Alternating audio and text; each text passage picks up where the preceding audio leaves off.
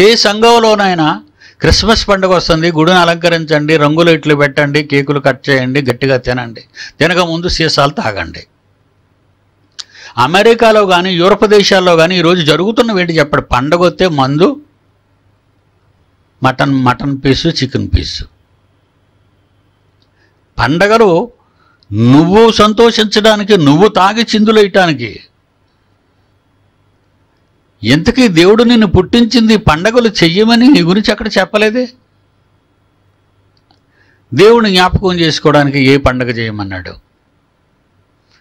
ఏ పండగ చేయమని లేదండి. ఇశ్రాయేలీలకు ఉన్నాయి పండగలు. గుడారాల పండుగ ఉంది,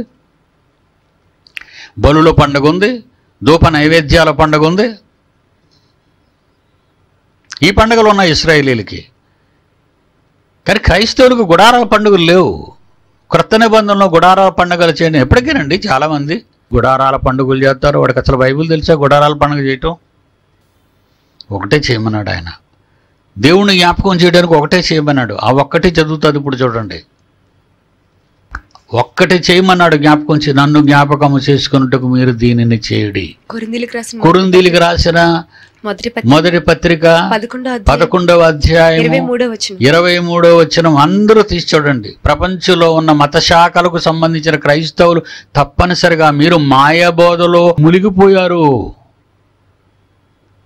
సంఘాలు అని గీతలు గీసుకున్నారు, బోర్డర్స్ పెట్టుకున్నారు. దేశాల మధ్య హద్దులు ఎలా పెట్టుకున్నారో, పెంతుకొస్తాడంటే లోతరు మిషనుడికి పడదు, లోతరు మిషనుడు అంటే బాప్టిస్టోడికి పడదు, బాప్టిస్టోడు అంటే ఆర్సీఎమ్మడికి పడదు. గీతలు గీసుకున్నారు. ఇది మా గీత, ఇది పెంతుకోస్తు గీత, వీళ్ళు మా పిల్లలు, ఈ మందలో ఉన్నది మా మంద. కొన్ని వందల గొర్రెలు తోలుకొని వెళ్తాడు, కొన్ని వందల మేకలు తోలుకెళ్తాడు, కొన్ని వందల బాతులు ఏమండి వీళ్ళు మేపుతుంటారండి. వీళ్ళు ఒక గొర్రె మిస్ అవ్వదు, ఒక బాతు మిస్ అవ్వదు, ఒక మేక మిస్ అవ్వదు, ఒక ఆవు మిస్ అవ్వదు. వాళ్ళు గీతలు గీసుకున్నారు. ఇది నా గొర్రె. సరే, నువ్వు గొర్రెవే. దేవుడు చెప్పిన మాటలు నీ చేతిలో పట్టుకున్నావు. బైబిల్ని ఏం బోధించావు? ఏమన్నాడు? ఏం జ్ఞాపకం చేసుకున్నాడు? 11వ అధ్యాయం కొరింథీయులకు రాసిన మొదటి పత్రిక 23.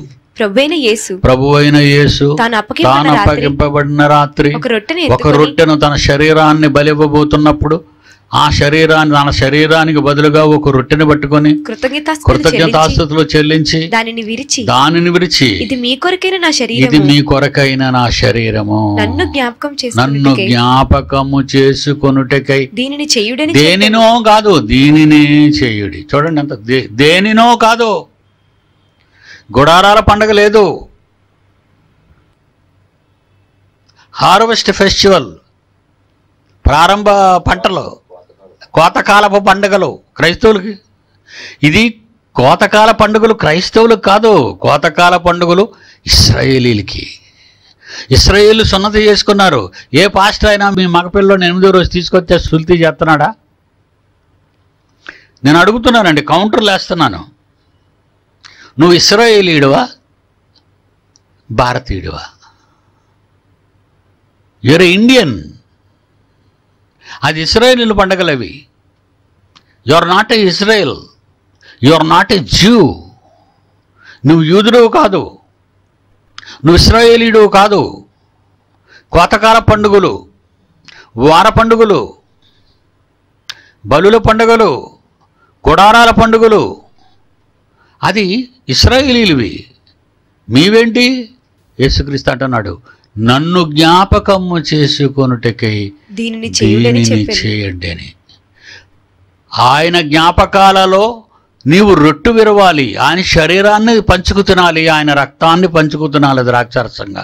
కింద అదే అంటున్నాడు, ద్రాక్షారసం గురించి కూడా. ఆ ప్రకారము భోజనమైన పిమ్మట ఆయన ద్రాక్షారసాన్ని ఎత్తుకొని ఈ పాత్ర నా రక్తము వలనైన క్రొత్త నిబంధన, మీరు దీనిలోనిది ద్రాక్షారసాన్ని తాగితే నన్ను జ్ఞాపకము చేసుకొనుటకి ఈ పండగ చేయండి. నువ్వు కూడా నీ శరీరాన్ని దేవుడికి ఇవ్వాలి. నేను మీ గురించి కదా నా ప్రాణం పెట్టాను, మరి మీరు ప్రాణం పెట్టాలి. ఎవరి కోసం? ఎవరి కోసం? నీ కళ్ళ ముందు కనిపించి నీ సోదరుల కోసం ప్రాణం పెట్టాలి.